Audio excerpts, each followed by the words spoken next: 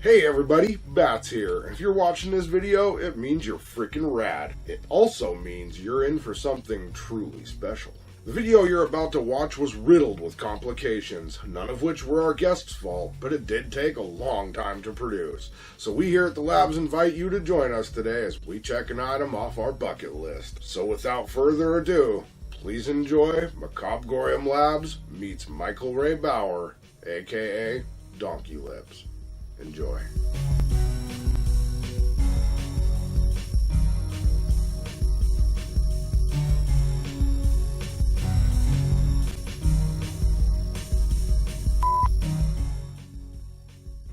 Good evening, everybody, and welcome to a very special Macabre'Gorium Labs exclusive video. We have a very special guest with us tonight, so please welcome Michael Ray Bauer to the show. Nice to meet you. I thought you might actually be a bat. Nope, try as hard as I might. It just hasn't happened yet. So, first up, what have you been up to lately? Tell us about yourself. Well, I'm a vampire. I'm just a over 40-year-old something man that's trying to make his way in the world today, and it takes everything I got. Trying to stay away from all my worries. It would sure help a lot. Wouldn't you like to get away? Sorry, I'm doing a theme song. No, but tell me about myself. I don't know. That's a really interesting question. I've never been asked that before. Tell me about yourself. It sounds like a dating service. Hey, would you like to date me, Batch? I thought you were married. Tell me about yourself. Wow. I don't know. I love football. I love classic TV. I love science fiction, romance, comedy movies. Wow. You wouldn't think the simplest of questions would have stumped me. I am never asked that question to explain like who I am. That's insane. I think I'm still trying to figure it out at 49 years of age. You ain't the only one. I'm telling you, life is like a box of chocolates. It always melts. Truer words have never been spoken. And I know you've been in a lot more than just Salute Your Shorts, so for our fans like us that are forever stuck in 1992, what are some of your favorite other roles that you've taken? Well, I started my career working with Quincy Jones in a Michael Jackson project called Moonwalker. That was in the late 80s. But other projects that I'm known for, it would have to be like Wonder Years, because that was a big, favorite for everybody. And I'm in like one episode of every season of Wonder Years. Oh, cool. That's awesome. Yeah, it's pretty interesting how I'm a different character every year on Wonder Years. So, you're like, wait, in one episode he's named this guy, and then in another episode the next year he's this guy. And then it's just really, really interesting to think about. But the creatives that created the Wonder Years, I auditioned for a few roles in it, but they really loved me, but I didn't fit one of their character types. And then also the creatives and the casting directors, they helped start Salute Your Shorts as well. That's right, the casting directors were associated with our show as well. So they always like to have cameos. And when you watch Wonder Years, they had a lot of cameos from semi-popular people, like the guy from Friends, Ross, or David Schwimmer, and stuff like that. And then that's what Friends did as well. Friends had all the cameos, and I was able to be on Friends. That's another project I'm very recognizable from. I played Monica Geller's boyfriend in all the high school flashback episodes of Friends show. Yeah, there's been a few nostalgia things that I've done that are pretty amazing. X-Files, James Cameron's Dark Angel. But, we're talking the 90s. Man, you'd have to look up my resume. I can't remember everything at the moment. Like I said, I'm a vampire. Well, thanks a lot. Now I'm going to have to go rewatch the entire series. But at some point, we're thinking about covering your movie Evolution. You think we can get you on board for that? Cool. Yeah, I'll do that for you. Dude, that'd be totally rad. We are totally looking forward to it. Yeah, no worries. I'll be here for you, brother. That's another project that was like a dream come true job, man. working with, I mean, the man, the myth, the legend, Ivan Reitman, rest in peace. Like, when I got that job, man, I'm a fanboy. Like, everything I work on, I'm a fanboy. And I was like, oh my gosh, this is the guy that created Ghostbusters. This is the guy that helped make Stripes. This is, John Belushi's, like, mentor. Animal House. I'm like, Ivan Reitman. So, but, yeah. You were cast as Eddie Donkey Lips Gelfand on 1992's Salute Your Shorts. Can you tell me what getting cast on that show was like?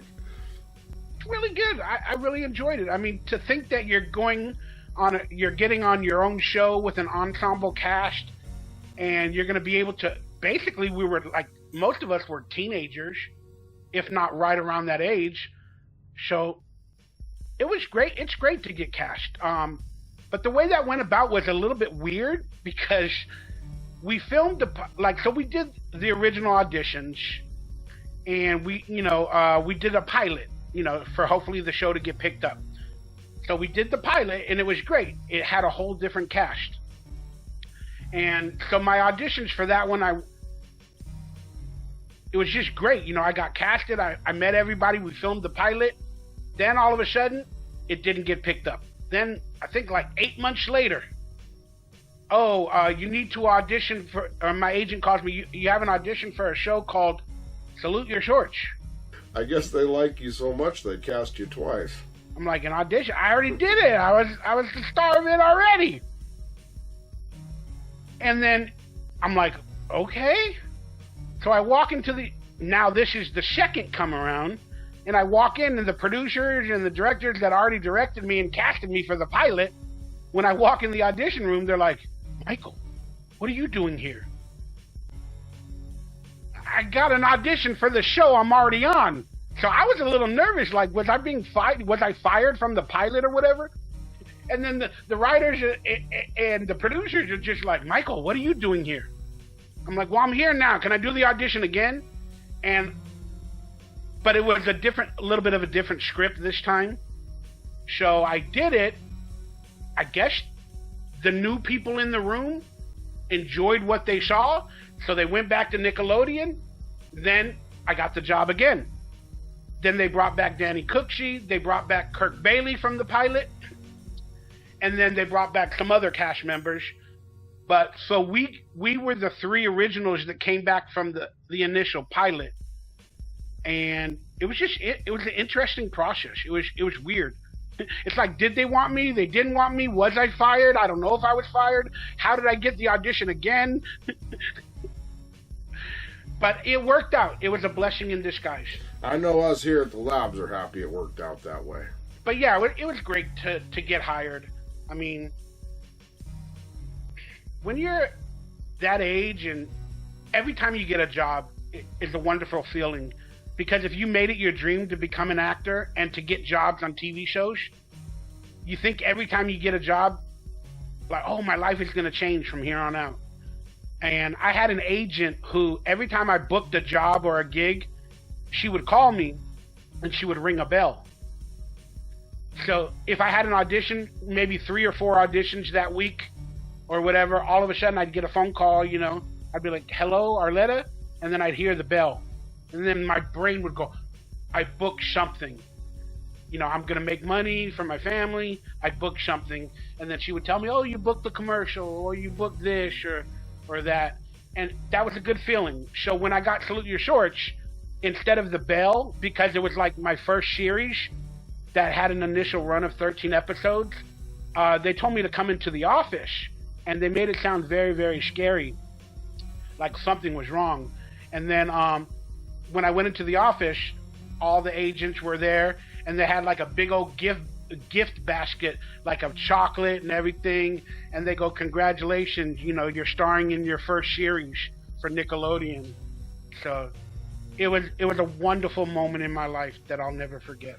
You basically just described the dream of every 1990s kid that has ever existed. Was working on the show like working on a set, or was it more like an actual summer camp? Oh, I mean, yeah. I mean, technically, when you're hanging out with a bunch of cast members that are young and, doing hijinks, the hijinks are not only on screen. it's definitely like a camp, to be safe. Plus, we were filming at locations outdoors, kind of campy, and we were doing camp activities in the episodes. So yeah, it was like a camp. I didn't have that much experience with real camps in life, except for Fat Camp. Just kidding. But I did go to one real camp before we even filmed that show called Camp Max Strauss. So that was really, really interesting. But yeah, to think of it, yeah, it was our own Salute Your Shorts Anawanna camp, like behind the scenes. But we had a lot of adults as well, so you can imagine their camping experiences and what they were getting into. It's a lot of little side stories going on. He's dating her, he cheated on his wife. What? I don't know. And me and the other kids, we're just like, I don't know, let's just eat some hamburgers and have a good time and have a food fight. Yeah, those food fight scenes sure did look like they got pretty messy. Yeah, they love the food fights. And it sucks when it's always the bad food. It's always like canned corn, the vegetable medley in a can, the tomato soup, the hamburgers. I don't know what they were. I think they went to the local high schools or elementary schools and literally took their food. Because it was worse than high school food. And sometimes the frozen meat patties that we had on set were not even thawed. So we're having a food fight. We're ending up throwing frozen meat patties accidentally, hitting the extras in the head. We got cream corn flying all over the universe. And the director says, keep going! Keep going! Because you can only film a food fight once. So keep fighting! And then there's punches thrown. People start getting mad, throwing down their shirt, people getting fights with each other. I know on the show there were friendships and rivalries, but what was that like when the cameras were off? It's like a family. I mean, we all love each other. We all love each other at first. We're all getting along. And then we start to learn about each other. Do we have similar hobbies? When we go home, what do? Do we play video games? Do we watch movies? And we had to go to school every day in a trailer for like 3 or 4 hours every day. So we were constantly in school, getting to know each other. But then after a while, like I said, if the day is long, you didn't get enough sleep, whatever the case is, people have issues. Then, the volatility comes out and they have a bad day. They might get in a fight. Then you're mad for a day or two. But at the end of the day, we all became like a family. I mean, that's honestly what it is. It's like a family. We still talk to each other, not every day, not every month, but we're all really cordial, and we're like a holiday relationship, like where we see each other on events or holidays. Yeah, speaking of the cast, there were a wide range of character types, and your character was good friends with Sponge. Were you guys good friends off set too? No, I technically I separated from Hollywood and all that, like after I got off work. I was taking care of my family and helping out, and I had a lot of issues at home, and I would just work on the sets and just kind of go home, play video games with my best friend, Ralph. It's a funny name for a best friend, Ralph.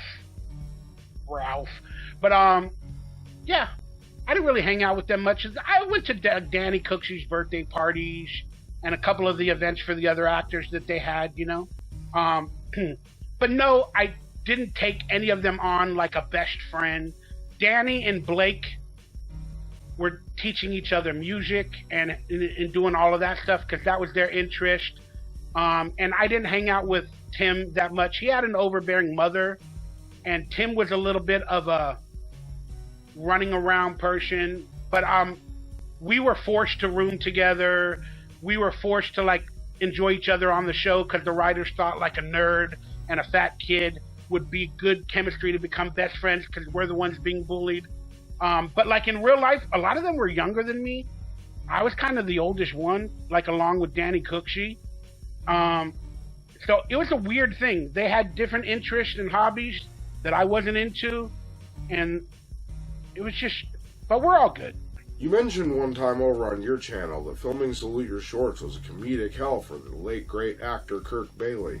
Can you elaborate on some of the kind of things he went through during filming of the show? Yeah, well, Kirk Bailey is the physical comedian of the show. He's sort of like the Jim Carrey of the show. and he has to do a lot of physical activity and stuff like that. And he was a little bit older. People might have thought he was like 25 or 30, but he might have actually been like in his mid 30s or whatever. I'm not exactly sure the age, but he had a lot of physical comedy. And he had to do a lot of stunts and things where he injured himself, cut his hand on like a light fixture in one of the scenes where he has to quickly turn off the lights or turn on the lights. There was a metal piece that cut his hand. He throws a heart meant for Mona, his girlfriend, in an episode of Big Wooden Heart, and then it flies and the wind hits it and somehow it comes back like a boomerang and it hits him in the face. And then he had to jump in a lake to get the wooden heart back in that episode. And then after it already hit him in the face and they filmed him throwing it into the lake, then he dives into the lake to get it back into the episode, and then he busted his eardrums, both of them, and they were bleeding from the side. And there was just, I'm sure there was many more that I'm just not thinking about, but boy, he went through the ringer. And then he had to hang upside down in the Zeke the Plumber episode. So blood was rushing to his head. I mean, that boy's a trooper. That boy's a trooper. Rest in peace, Kirk Bailey.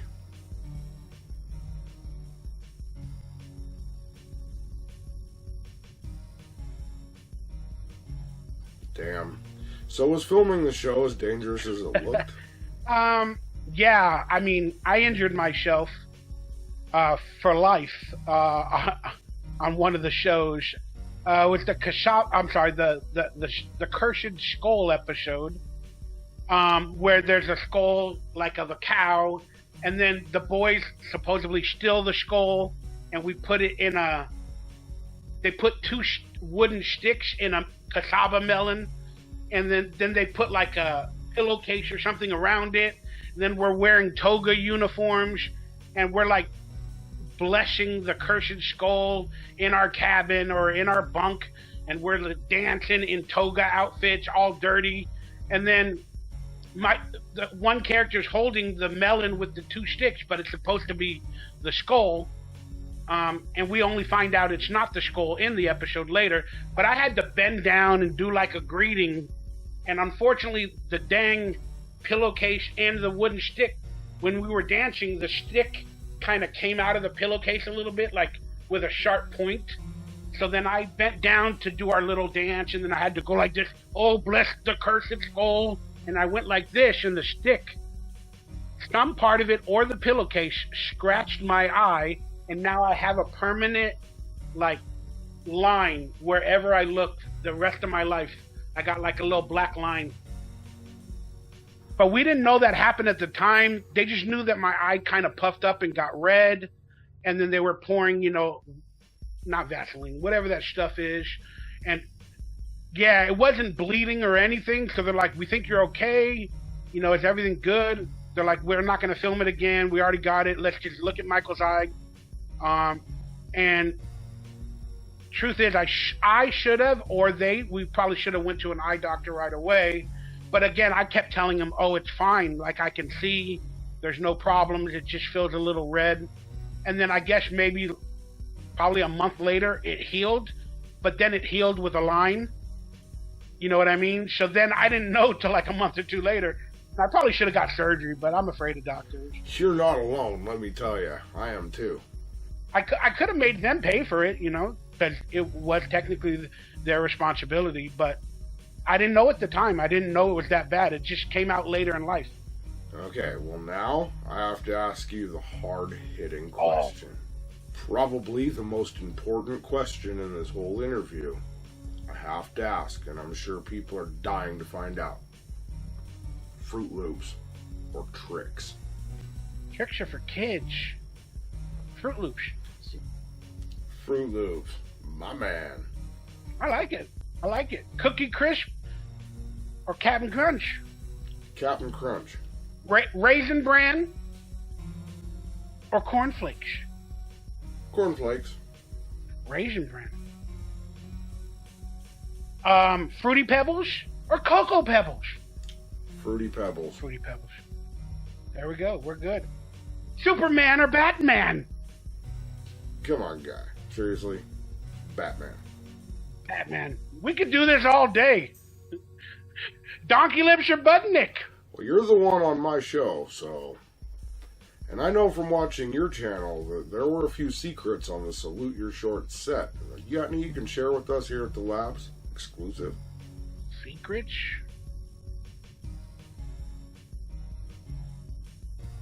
There was a little bit of puppy love between a couple of castmates. I was thinking a little more like hidden Easter eggs or set design things or stuff like that, because we're big fans of your channel here at the Labs. We watch a lot of your videos. Oh, thank you, yeah. I know there's a few things you know that you haven't told me one yet. Oh, I see what you're saying. Yeah, I didn't know what type of tea you were looking for. There was a little bit of puppy love, though, between a couple of the cast members. Maybe the bad guy and the beautiful girl. Maybe there's a little bit of puppy love going on. Maybe that was the inspiration for Dina Loves Budnick. Well, yeah, there was a couple of episodes called Dina Loves Budnick, but the truth is Dina was meant for Donkey Lips. That's why she fell in love with Donkey Lips. After Budnick, I was her true heir. Oh my gosh. Secrets. Okay, so there's what are they called? Rubber chickens. In every episode with like a cigarette in its mouth. I don't remember if it's always lit. I don't think it was, because that would have brought notice to it from the directors or other people when they were hiding it. But there is a cigarette in every episode in a rubber chicken's mouth. Because we found it, like, we literally didn't find it till like probably 6 episodes in of the first season. The cast members were like, keep seeing that rubber chicken, and we're like, oh, you left it, and then, you know, the gaffers, the crew, the staff, you know, like, don't tell nobody nothing.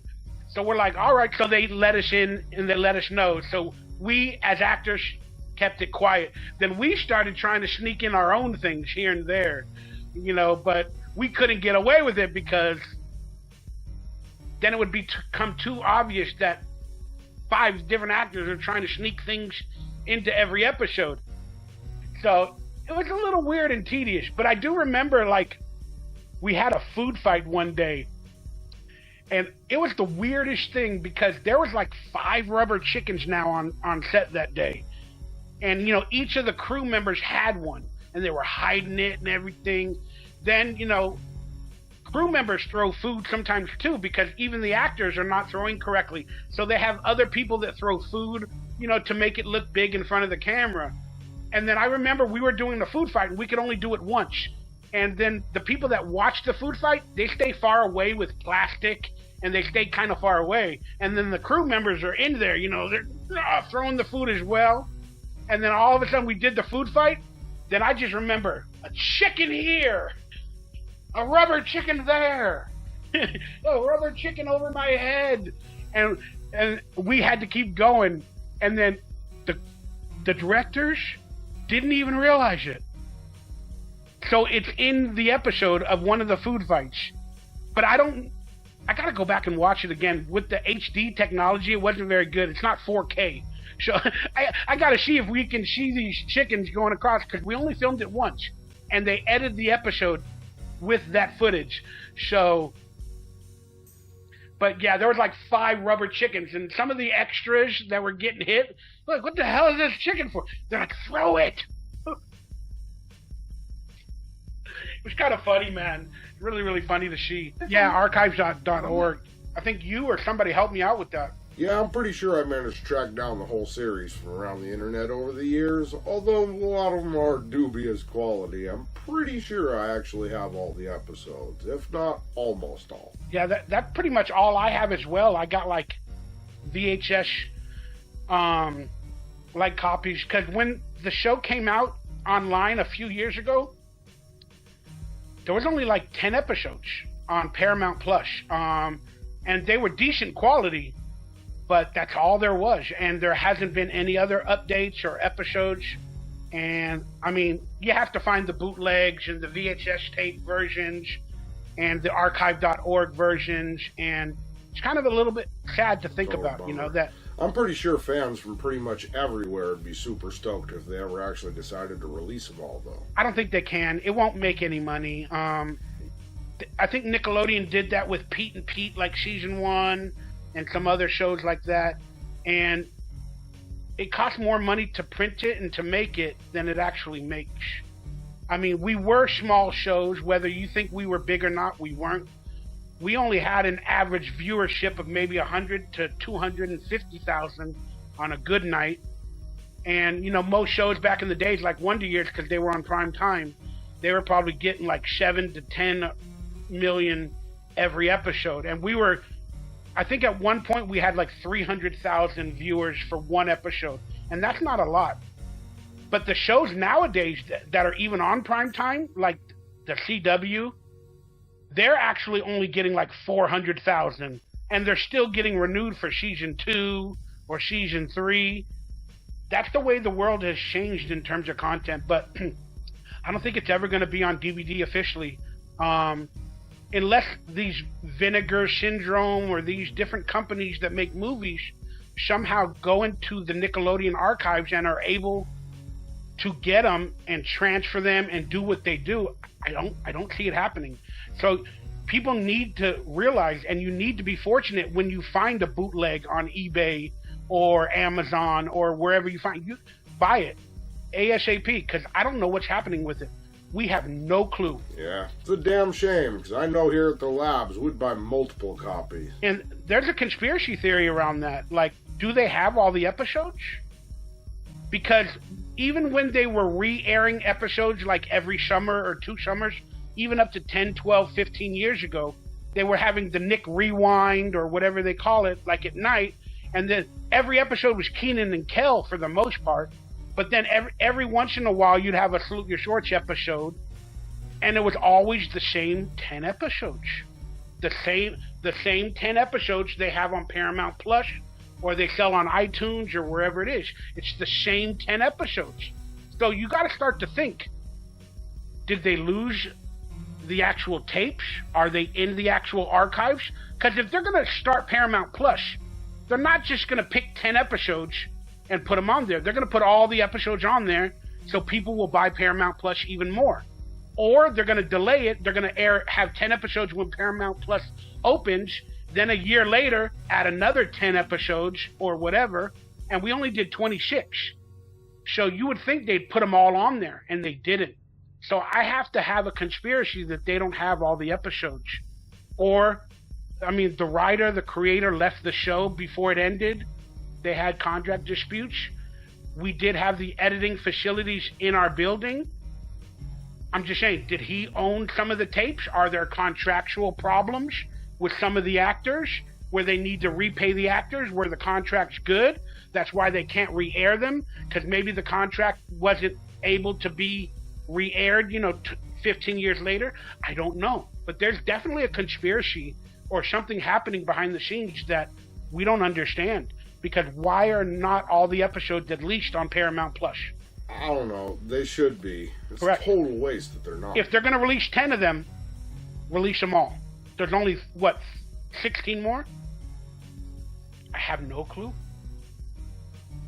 So that's what I'm trying to say. I don't even know if they have them. Maybe they had a fire in their archives, at MTV or wherever, or when they moved facilities or something.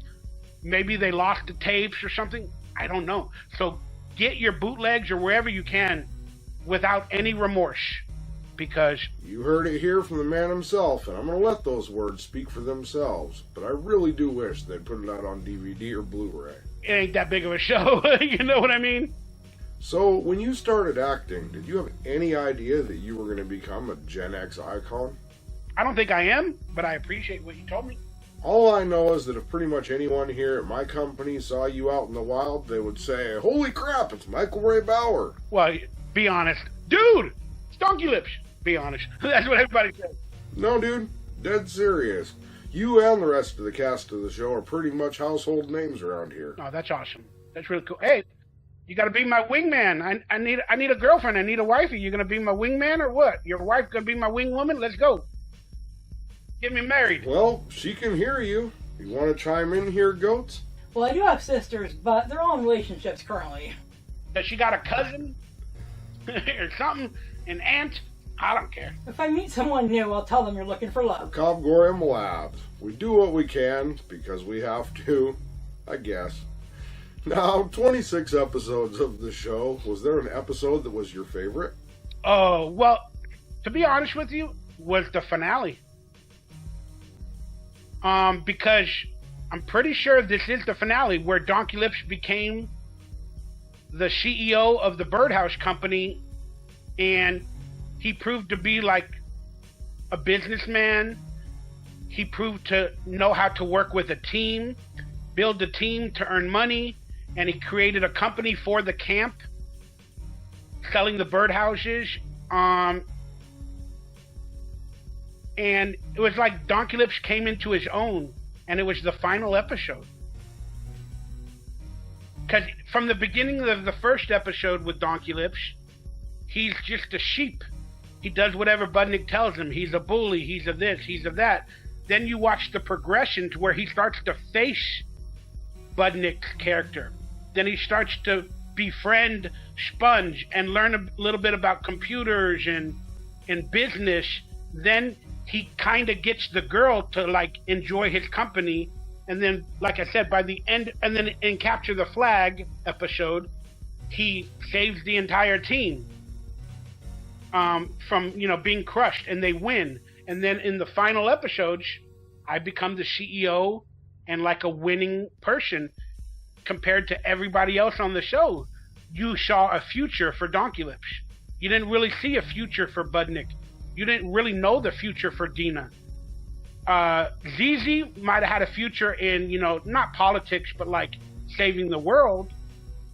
But honestly, when you think about it, you don't see a future for a lot of the actors besides Donkey Lips and ZZ. It's kind of interesting to think about it. Yeah, I don't really think people understood how impactful the Dina Donkey Lips storyline actually was. Yeah, I always thought that, I'm sure there was an age gap in real life, but I meant for the show, I could always see Donkey Lips and ZZ becoming like a married couple, because Donkey Lips had the big heart, and ZZ had the big heart as well. And she wanted to save the world, and Donkey Lips just wanted to make everybody happy and make everybody feel good. So in my weird recollection, I could see them like being a good couple. But you don't want to start doing that Friends type of activity from the TV show Friends, where everybody hooks up with everybody. Wow. We here at Macabre'Gorium Labs absolutely love comedy and horror. Do you think there's a chance in the future we'll ever see you in a thriller or horror movie? Yeah, I don't like horror movies. I'm not really a big horror fan. Like, real life is scary enough.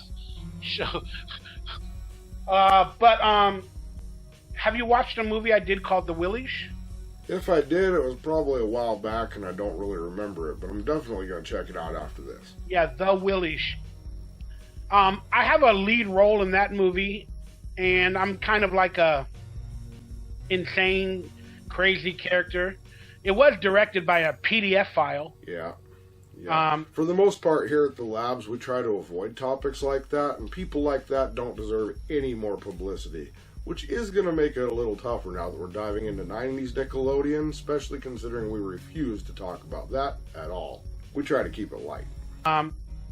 That was all in that new documentary about the Nickelodeon actors and the directors, The Quiet on the Set. So have you ever given any thought to doing voiceover work, and have you tried it? And if you did, what was it like?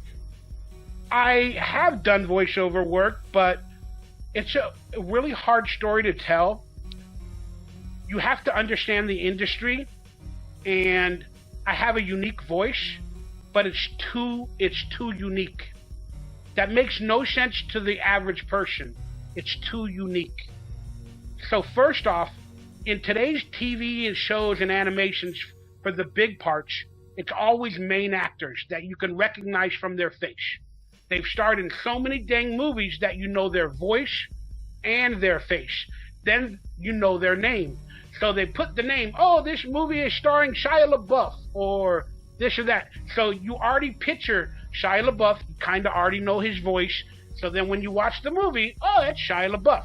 And it helps make the movie popular. because they are the bigger names, they are the bigger people. Then when you go to smaller parts and smaller characters and cameos, they still want the bigger names, the comedians, the YouTubers, for all of that stuff. So when it comes down to the really small parts, then that's where you would find an actor like me.